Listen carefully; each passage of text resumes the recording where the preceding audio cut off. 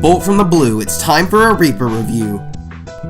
Hey player, seems you've gone and died. Well, that sucks. I like to think of myself as a nice guy, so I'm gonna help you out with your little conundrum of not knowing what you're doing. What's a meal if you don't have to work for it, right? Class is now in session for Psychs 101. Sit down and buckle up, because this is gonna be a long ride. So, for the uninitiated, this ain't your average Shibuya. In this Shibuya, you're gonna be attacked by these little guys called noise. In order to fight the noise, you're gonna need these pins. Not only are pins incredibly stylish, they're also the only thing you have to fight off the noise. Each pin contains its own attack called the Psych. The different Psychs performed by Neku on the bottom screen, or the only screen if you're playing any remixes.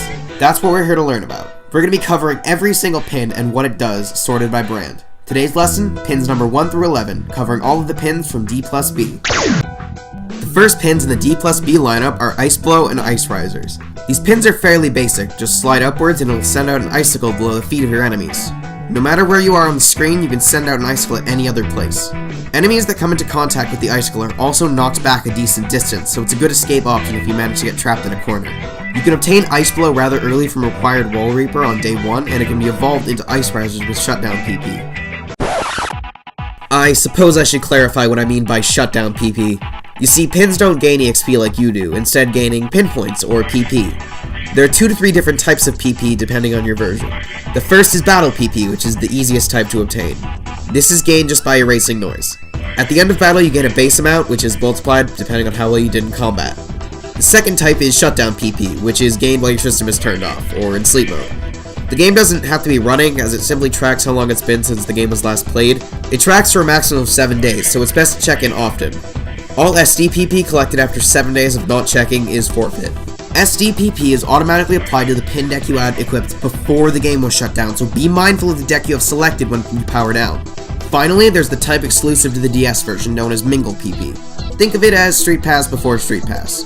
While the game is running and the system is in sleep mode, you can open the Mingle menu. If you pass someone whose copy of The World Ends With You is also in Mingle mode, or just a regular closed DS, you gain Mingle PP. Occasionally, you'll also get aliens, which give MPP, but this is completely random. Since Mingle mode was removed from Solo and Final Remix, any pins that evolve via MPP now evolve with BPP. There is one exception to this rule, but we'll talk about that when we get to that pin line. Now that that's out of the way, back to the show. Copies of Ice Blow can be purchased from Molko. Next in line are the Cool pins, Frozen Cool and Blizzard Cool.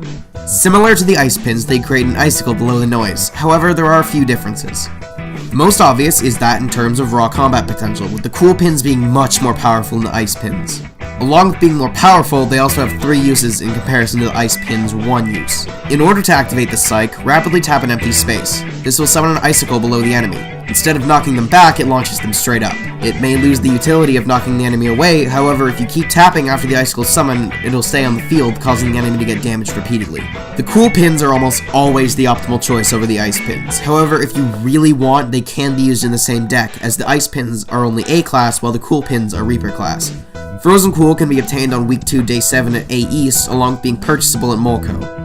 It can be evolved into Blizzard Cool with Mingle PP in the DS version and Battle PP in the remixes. Moving down the list, we have Earthshake. It's exactly what it says on the tin. By scratching the screen on an empty space, the pin will generate an earthquake that hits the entire screen. This deals fairly minimal damage, however it does have the chance to immobilize the enemy. Sadly, this pin doesn't evolve, and in all honesty, it's not worth using. On its own, it barely does anything, and while you could use certain pins to increase the chance of paralysis, you're now giving up a pin slot that could be used on a much stronger pin just to boost a mediocre one. If you're really intent on using it though, you can get one on week 1, day 7 from a Wall Reaper. We've got a triple threat up next with the Sexy pins? Sexy D, Sexy Plus, and Sexy B. While they have, odd names considering what they actually do, they can be fairly useful under the right circumstances. Now we're gonna mark the right circumstances with a giant asterisk, because their usefulness is entirely dependent on the arena. You see, these pins are psychokinesis pins, which means that they're used to pick up objects placed around the arena to slap enemies with. Problem is that you won't always get good objects placed around the arena. Sometimes you may get a car or something, but even then those deal pretty average damage. Hell, you may not even get any at all. This makes these pins inconsistent at best and literally useless at worst. If you do want to test your luck, you can get a copy of Sexy D from a Wall Reaper on week 1, day 5. It can be evolved into Sexy Plus via Battle PP. Sexy Plus can also be dropped by noise number 59 on easy mode, and the week 2, day 2 pig noise over by Tipsy Toes Hall. Sexy B can only be obtained by evolving Sexy Plus via Battle PP. The last 3 pins on this list are gonna be grouped together, and I'll label them as D plus B support. First up is Straight Jacket, which increases the duration of immobility effects. I already discussed why this isn't useful earlier in the video, so I won't bother repeating myself. You can get one by purchasing it from Molko or the 10-4 building. Second is Blown Kiss, which automatically restores your HP by 70% if it drops below 50%. This is a really useful pin, as unlike manual healing pins, it doesn't force you to go through an entire animation cycle and become a sitting duck. It's a great pin and should be placed in any D plus B themed deck. If you want to get one, it's dropped by noise number 43 on normal mode. Finally, we have D plus B, which is a resonance pin. Resonance pins boost the attack of any pins matching their brand, and all 13 of the brands have one. These pins are amazing if you use a single brand deck like I do, and I definitely recommend it if you want to make a D plus B deck. In order to get one, you have to trade for it from 10-4 or Molko for 2 Orichalcum, 3 Shadow Matter, and a Dark Matter.